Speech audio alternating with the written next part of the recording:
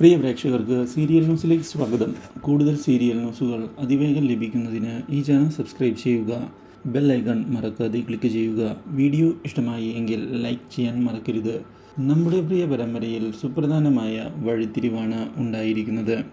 വീണ്ടും അസുഖം കൂടിയതിനെ തുടർന്ന് ഹോസ്പിറ്റലിൽ അഡ്മിറ്റ് ചെയ്തിരിക്കുകയാണ് നമ്മുടെ രാധികയെ. ഇതേ തുടർന്ന് കാര്യങ്ങൾ വളരെ മോശമായിരിക്കുകയാണ് എന്ന് ഡോക്ടർമാർ അറിയിക്കുകയും ചെയ്യുന്നു.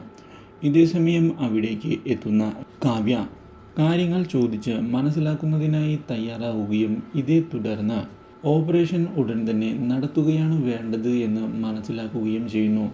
ഇതോടെ ഡോക്ടറോട് കാര്യങ്ങൾ മുന്നോട്ട് കൊണ്ടുപോയിക്കൊള്ളാനുള്ള നിർദ്ദേശം നൽകുകയും എല്ലാവിധ സപ്പോർട്ടും നൽകാൻ തയ്യാറാണ് എന്ന് വ്യക്തമാക്കുകയും ചെയ്തിരിക്കുകയാണ്.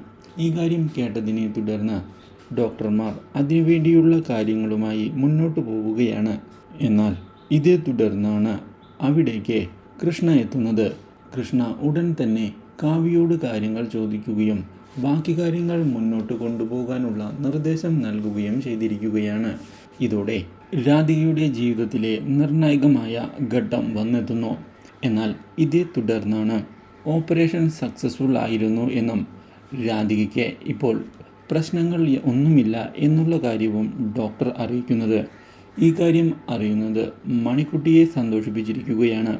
Do like, share and subscribe.